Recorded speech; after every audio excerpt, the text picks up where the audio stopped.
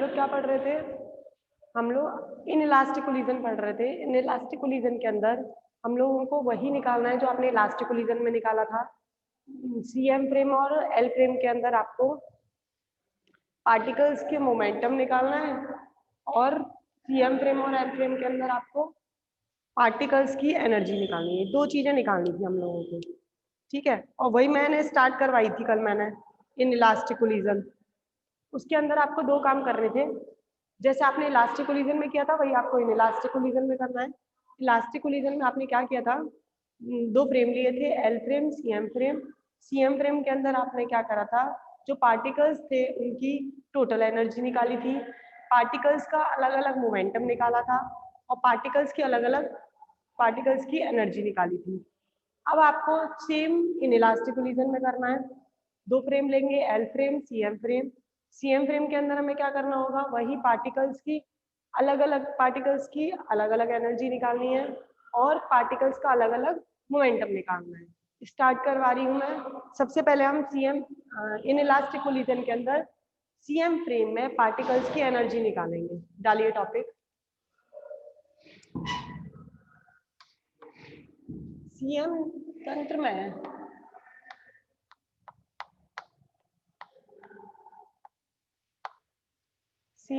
में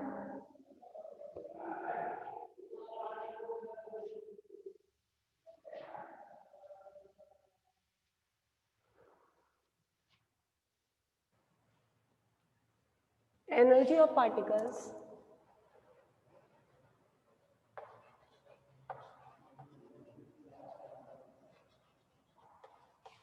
इन CM frame.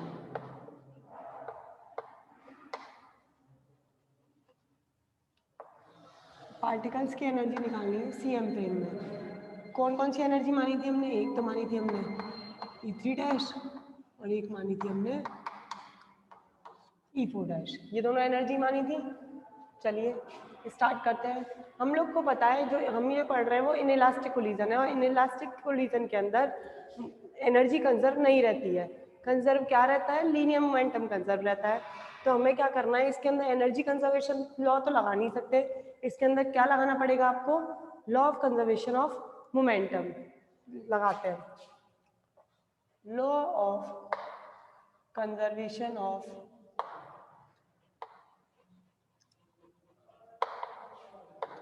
Four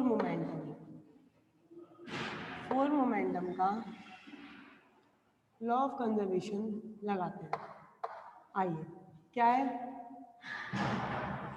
before collision जो होता है वो आफ्टर कोलिजन के बराबर होता है, यही तो पता है हम लोगों को।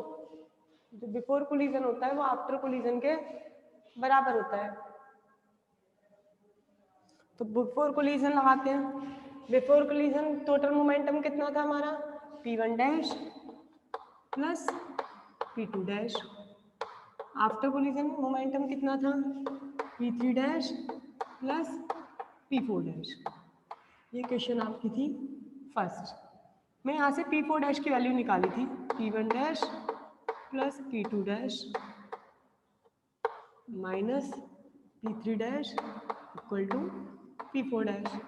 ये इक्वेशन सेकंड आई थी। अब क्या किया था हम लोगों ने, इस इक्वेशन का इसी इक्वेशन से डॉट प्रोडक्ट किया था। लिखिए dot product of equation second from itself. खुद से इसका डॉट प्रोडक्ट करने पर करिए। P1 dash plus P2 dash minus P3 dash. Dot करना है P1 dash plus P2 dash minus P3 dash equals to, इसका इससे करेंगे तो P4 डैश स्क्वायर, ये आ जाएगा।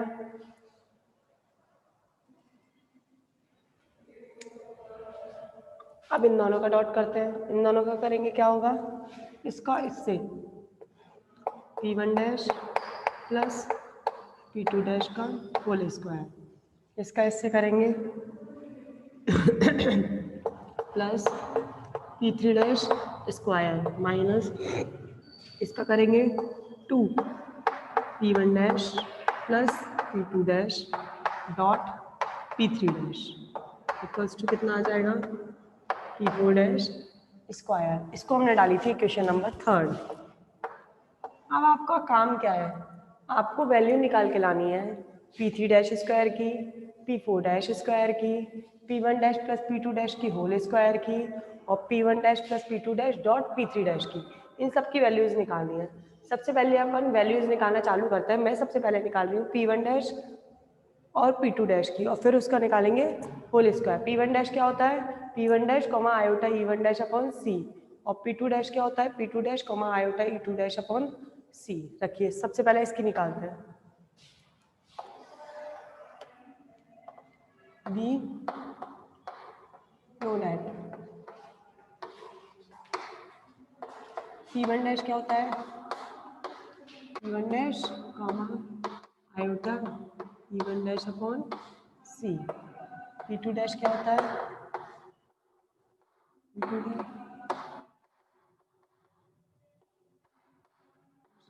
C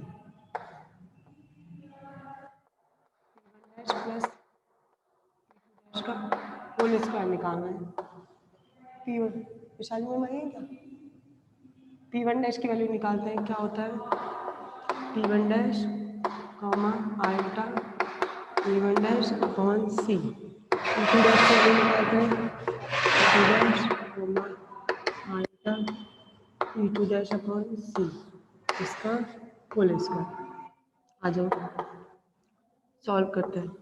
ये इन दोनों का plus P1 dash plus P2 dash common iota कौन सी common E1 dash plus P2 dash इसका होल स्क्वायर। बच्चे का कुछ नहीं दिख रहा।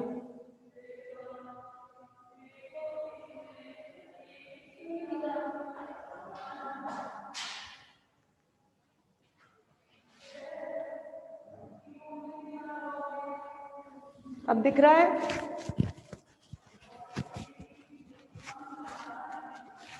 दिख रहा है नमन? Okay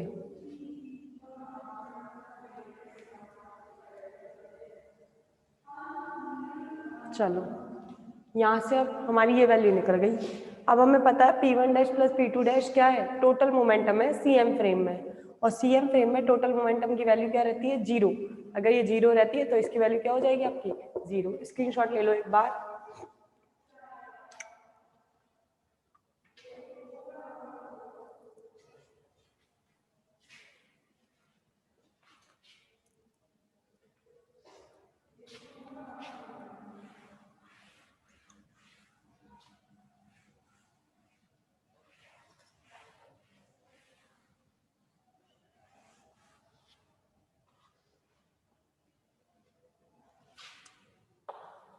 CM frame P1 dash plus P2 dash क्या रहता है आपका 0। तो P1 dash plus P2 dash का होल स्क्वायर, ये तो वैल्यू क्या रहती है 0। तो ये तो होगी आपकी 0 कॉमा आयोटा कौन सी P1 dash plus P2 dash और इसका होल स्क्वायर। करिए इसका होल स्क्वायर, आयोटा का whole square -1 P1 dash plus P2 dash C और इसका होल स्क्वायर। और ये क्या होता है E1 dash plus E2 dash total energy minus का E dash square upon C square. Question number 4 ये निकल गई आपकी इक्वेशन 3 के अंदर P1 dash plus P2 dash के होल स्क्वायर की वैल्यू। अब निकालना है हमें P3 डैश और P4 डैश स्क्वायर। स्क्वायर कौन कौन सा था, P1 dash plus P2 dash का होल स्क्वायर, फिर था आपका प्लस P3 डैश का होल स्क्वायर, P4 डैश का होल स्क्वायर। P3 डैश का होल स्क्वायर निकालती हूँ, चलिए।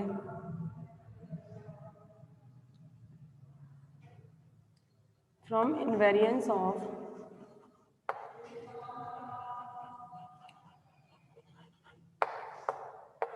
फोर मोमेंटम के इनवेरिएंस से।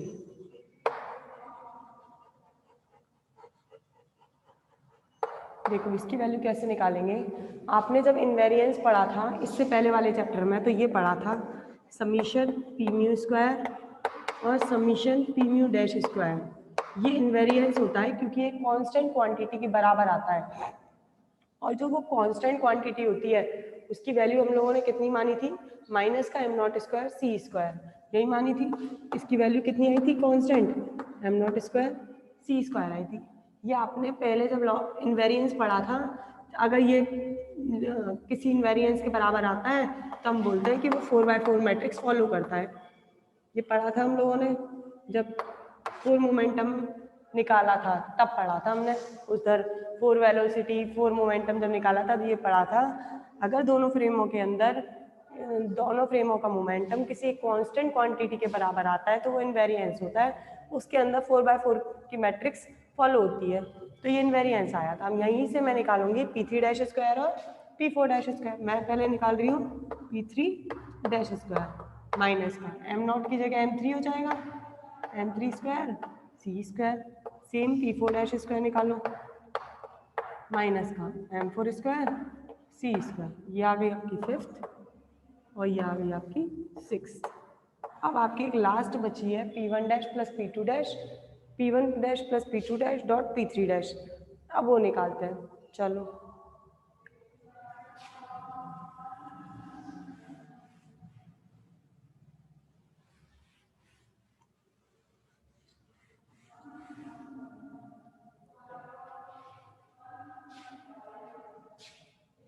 लास्ट बचा है आपका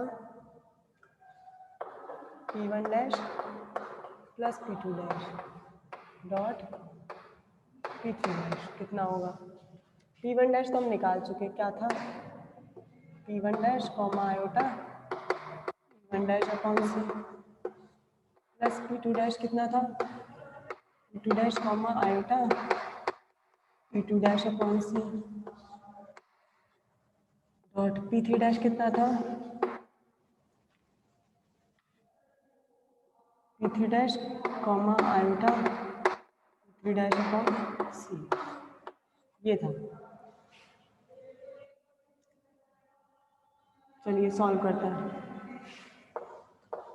p1 dash plus p2 dash dot p3 dash करिए इसका इससे p1 dash plus p2 dash इसका इससे iota upon C p1 dash plus p2 dash और डॉट में जो चल रहा है वो चल रहा है p3 डैश का p3 dash upon C.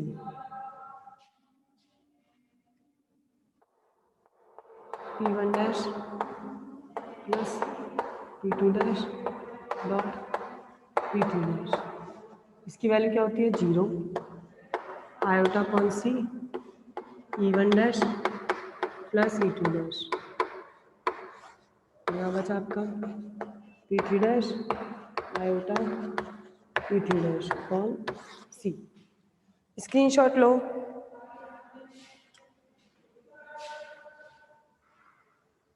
Screenshot लो।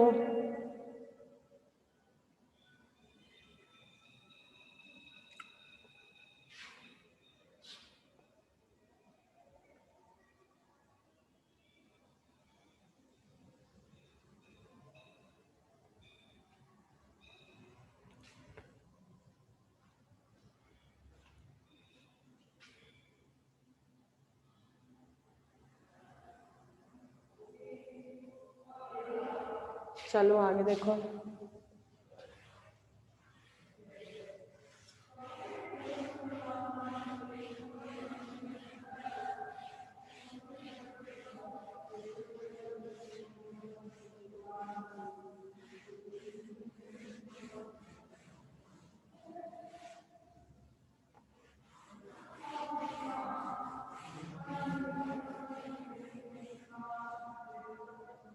चलिए निकालते हैं इसे।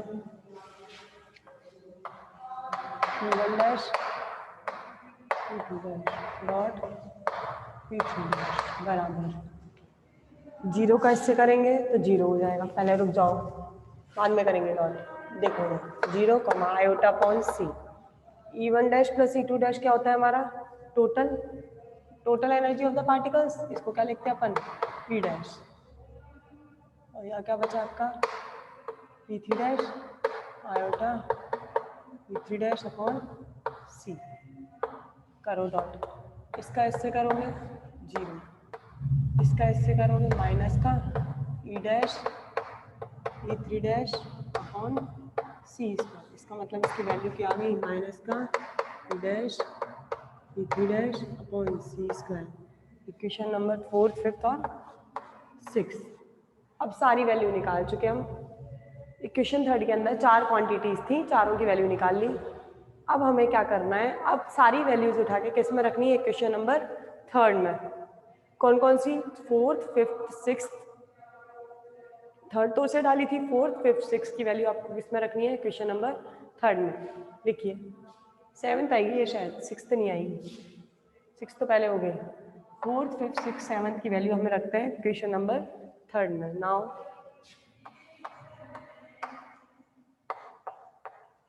putting the value of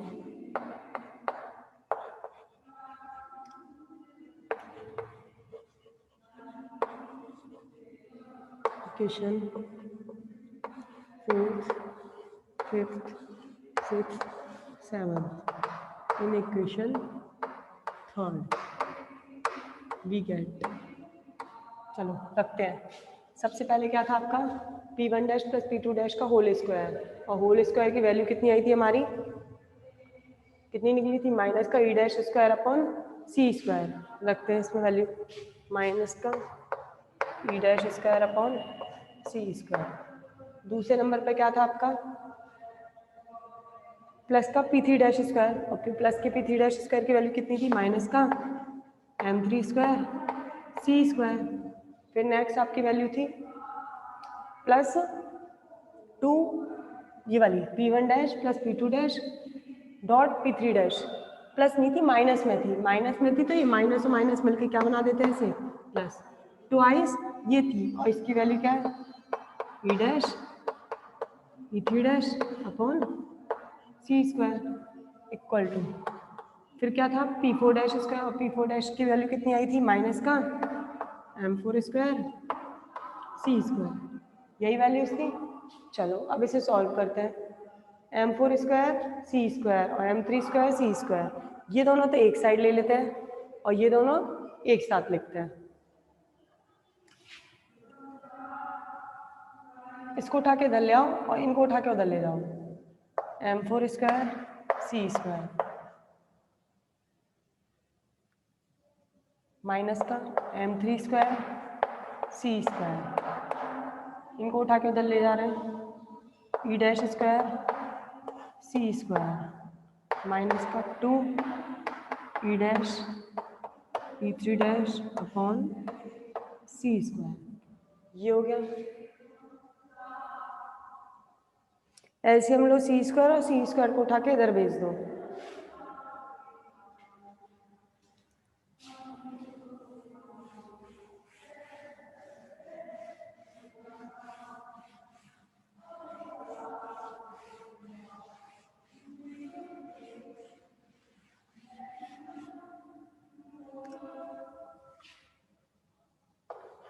M4 square C square minus M3 square C square, यहाँ एलसीएम लिया C square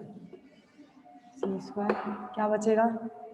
E dash square minus 2 E dash E3 dash, C square इधर ले आते हैं तो E dash square minus 2 dash E3 dash बराबर आएगा M4 square C4 minus M3 square C4।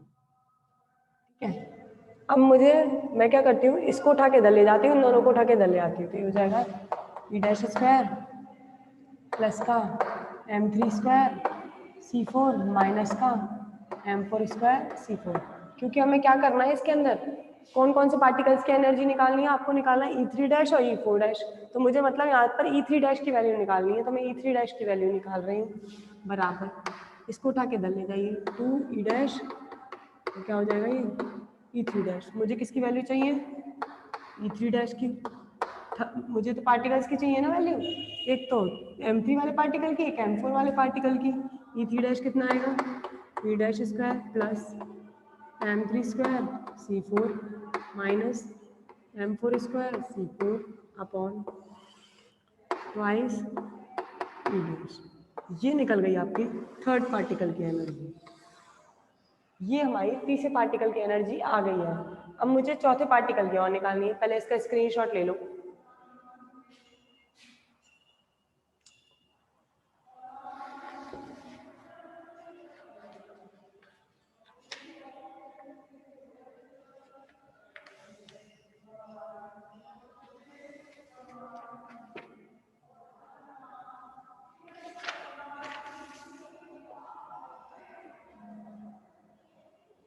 इसको एक क्वेश्चन नंबर डाल देना जो भी आ रही है आपकी 8।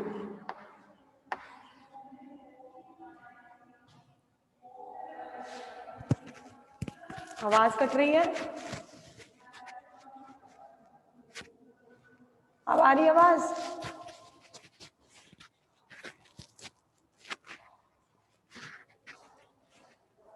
आवाज कट रही है।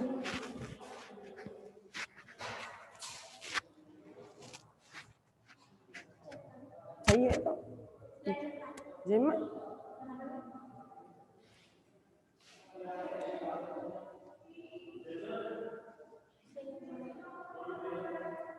पूछो, आग आपके हिलाने से आई है।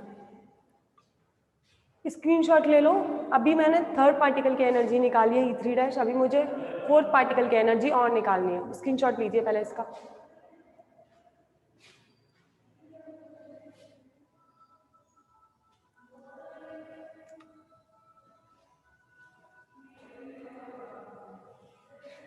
चलो अब फोर्थ पार्टिकल की एनर्जी निकालती हूँ।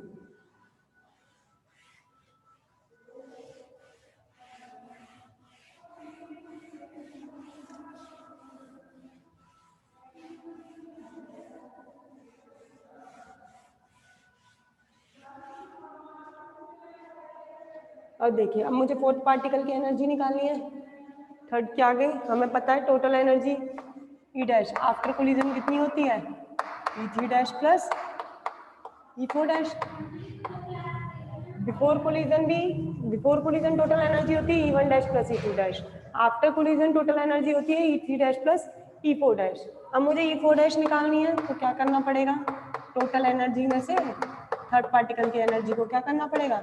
माइनस E4 डैश निकालिए, E dash minus E3 dash की वैल्यू हम निकाल चुके, पुट कर दीजिए इसे। E डैश स्क्वायर प्लस का M3 स्क्वायर C4 माइनस का M4 square C4 upon 2 E dash. E4 dash निकालना है, एलसीएम ले लीजिए, 2 E dash, 2 E dash square minus E dash square minus M3 square C4 plus M4 square C4 E4 dash. 2 E dash में से E dash क्या है? E dash square plus का M4 square C4 minus का M3 square C4 over 2 E dash. ये निकल गई आपकी फोर्थ पार्टिकल की एनर्जी और ये आ गई क्वेश्चन नंबर 8। हमें क्या करना था? वही दोनों एनर्जी निकालनी थी E3 डैश और E4 डैश सीएम फ्रेम में आफ्टर कोलिजन पार्टिकल्स की टोटल एनर्जी E डैश है और अलग अलग पार्टिकल की एनर्जी E3 डैश और E4 डैश है। स्क्रीनशॉट ले लो, कंप्लीट हो गया ये वाला टॉपिक। अब दूसरा निकालेंगे।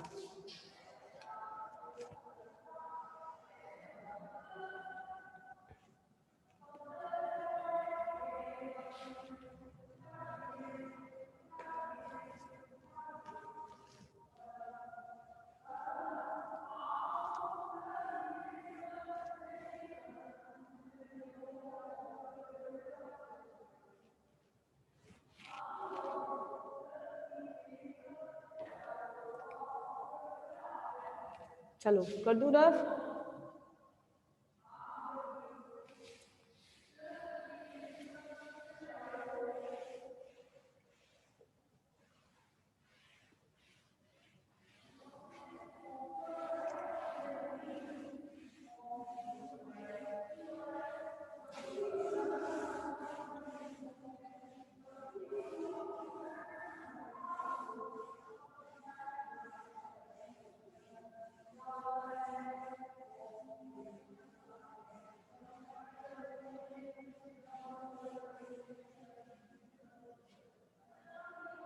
अब देखिए हमें क्या करना है। हमने क्या करा, सीएम फ्रेम में इन इलास्टिक कोलिजन में अलग अलग पार्टिकल्स की आफ्टर कोलिजन एनर्जी निकाली, E3 डैश और E4 डैश, मतलब आफ्टर कोलिजन के बाद दोनों पार्टिकल्स की एनर्जी निकाली। अब मुझे क्या करना है, आफ्टर कोलिजन दोनों पार्टिकल्स का मोमेंटम निकालना है। अब मोमेंटम निकालते हैं, आ जाओ। अब डालिए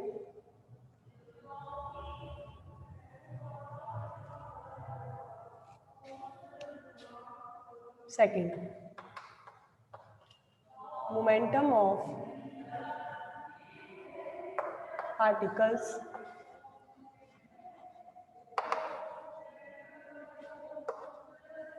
आफ्टर कोलिजन